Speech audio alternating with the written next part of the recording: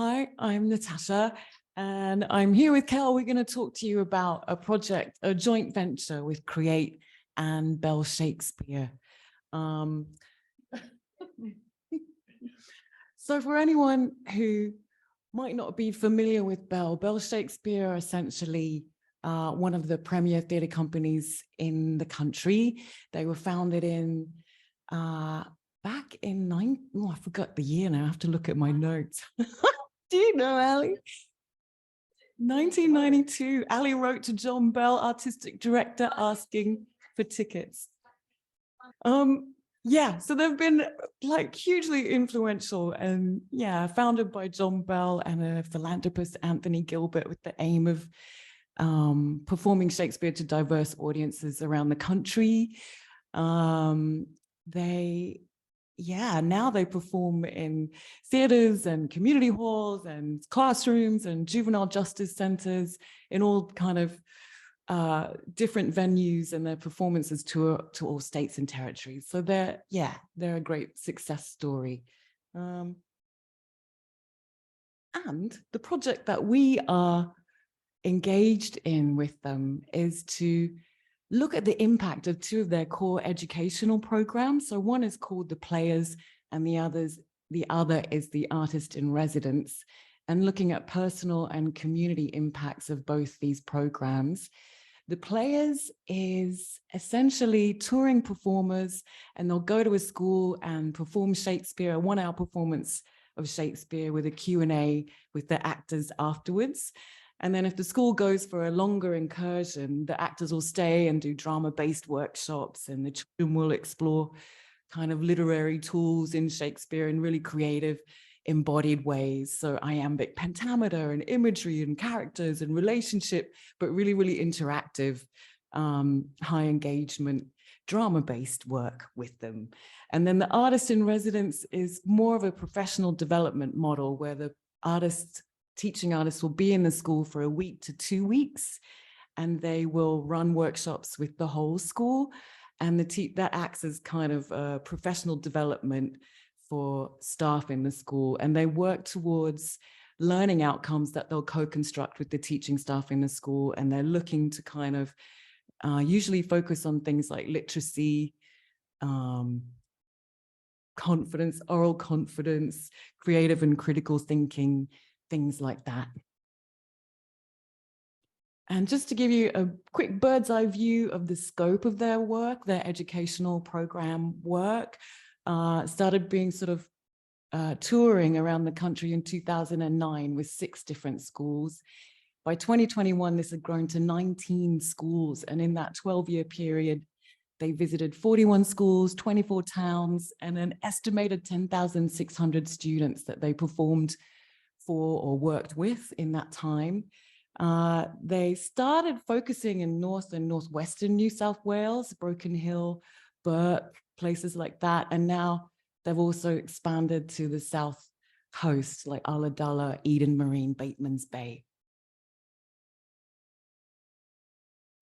So the aim of the research project is a 2-phase project, basically looking at how opportunities like the ones that Bell provides enable factors in developing outcomes in confidence, oracy, literacy, creativity, and critical reflection. So we're currently in phase 1. And here it's preliminary qualitative understandings of student and teacher and teaching artist experiences during these performances and workshops. And phase 2 should be running. We've been a little bit hamstrung by COVID, but it should run in the next couple of years, where we'll go back and look for long-standing teachers and principals in schools that the programs have visited. Have there been any specific gains by those specific cohorts who had access to the program? And I'll hand over to Kel in a minute, who will talk to you about some of the emerging themes. We've been really lucky. Kel, do you want to talk about the Scully Fund reports and what you've noticed? Yeah, sure. So, I mean, one of the really fantastic things, and this goes back to kind of a comment that Thomas made earlier, but also I remember when Create had that session with Milk Crate Theatre, them talking about this too. They have so much data that they actually have no time to explore properly. And so one of the really great things about this, we've got Scully Fund reports. We've got 12 years of reports of like personal travel diaries and diaries written by players, by, you know, official kind of acquittal reports written to the funding body and things like that for us to mine in terms of trying to develop an understanding of what it is that the work achieves over time and what are some of the recurring themes. And so, yeah, so we have 12 years of annual reports as well as sort of detailed performer diaries and sort of personal reflections, which means not only does it give us sort of the data around how many visits, where to, how many students, what did they do, you know, how many letters of commendation did they receive from principals, those sorts of things, but also gives us a chance to really delve into the ideas. So we're talking as well about some of the things people have been talking about, evaluation, and, you know, the sort of slight difference between the idea of evaluation and a report, a research project. And I think one of the things that when I start to talk about the emerging themes, these themes are things that you hear us say all the time around enjoyment, around learning, around things like that. But what the research and the data has given us a chance to do is to really delve down into the nuance of what those things mean, of how they achieve things, of why they matter to the people that are involved. And so what we've done, did you want to say anything else? Yeah, so what we've done is we're kind of finished, I guess, the first phase of the first half of the first phase, where we've looked at the reports that we have, and we've done some in-depth interviews with players and artists in residence to talk about what they feel the work, their experiences of the work, and what they feel. That was an interesting moment. Then sorry. Okay, there you go. That's fine. And then the second sort of, the next phase is to go and work in schools and sit and look at the programs, observe, walk around the schools, see the work that the students are doing after the programs, and to talk to students and teachers about the work. That has been delayed because the DET has put a ban on researchers in schools. So, and so we've developed an interim report that's done emerging themes based on the written data that we have, the 12 years of reports, and our in-depth interviews with the players and the organisers and the artists in residence. And do you want to click? Oh, there we are. Get to the emerging themes. So the emerging themes are, you know, the first thing that we did was that we kind of canvassed the idea of what are some of the practical, what's the sort of practical information that we could think about this?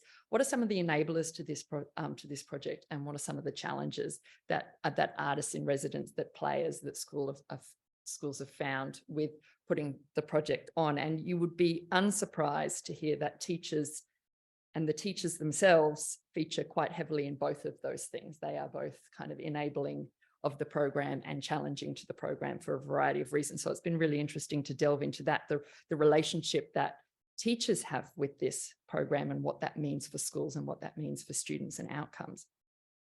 The other really big themes that have emerged are around access, and the potential for a program such as this to provide access for young people to experience arts and cultural, you know, performances, to experience theatre, to, you know, there's obviously a cost issue that comes up again and again in terms of when we talk to the teachers and the letters from the teachers and the reports from the Scully Fund of how much it would cost under normal circumstances to provide young people who live 2 hours from the nearest post office with these sorts of arts and cultural experiences. But there's a more nuanced and more kind of a different side to the access too, that often gets buried in the kind of common sense ideas of rural and remote access to theatre things. Things like the intellectual and linguistic access to Shakespeare that is provided by these sorts of embodied experiences, expert Shakespearean actors working with young people. Also access to role models in the theatre. One of the things that emerged, so that I was sort of almost unexpected for me, was that every single year there was at least one report that talked about students coming up to the artists and talking afterwards about the fact that they love the theatre, that they've never met anyone that works in the theatre before, that they want to be an actor. And therefore they get these mentoring experiences where these people talk to them about what it might mean to be an actor. How do you become an actor? How do you get into it? So the access to those sorts of experiences that are taken for granted a little bit, I think, by people that live in urban areas.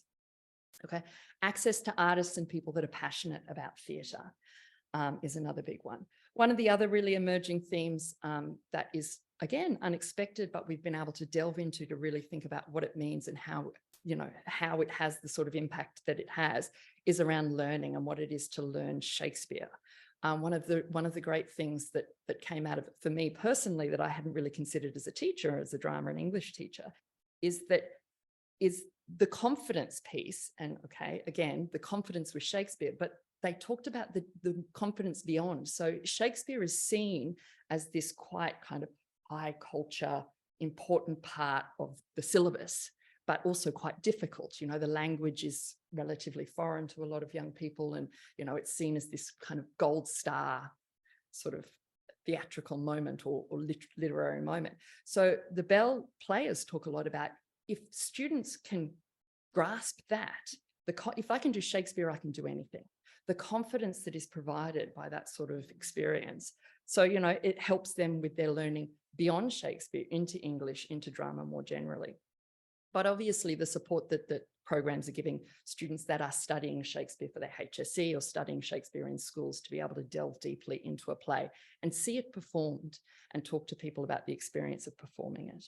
So access, learning, massive themes that have come out in terms of the data so far. The other big one is joy and enjoyment, laughter. There is not one report that doesn't use the word laughter, genuinely. 12 years of reports, 1 to 2 report a year, and not one of them doesn't use that word. And so we can have a big conversation about what that might actually mean. What does that provide?